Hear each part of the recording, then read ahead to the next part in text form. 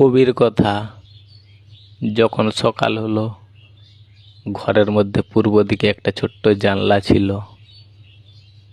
বর্ষাকাল, ঘরের ভেতর তবু সূর্যের আলো। মেঘ ডাকছিল, শুনতে পাওয়া যাচ্ছিল। ভোরের বেলা কবিতা লেখা চলছিল। লিখতে লিখতে ঘুমিয়ে পড়েছিলাম, কলমটা আমার হাতেই রাখা ছিল। কিছুক্ষণ পরেই বৃষ্টি শুরু হয়ে গিয়েছিল। ছাতাটা দরজার সামনেই রাখা ছিল। আগে থেকেই সকালে আমার মাছ ধরার প্রচুর নেশা ছিল। একটা ভদ্রলোক আগে থেকেই আমাকে একটা কথা বলে রেখেছিল।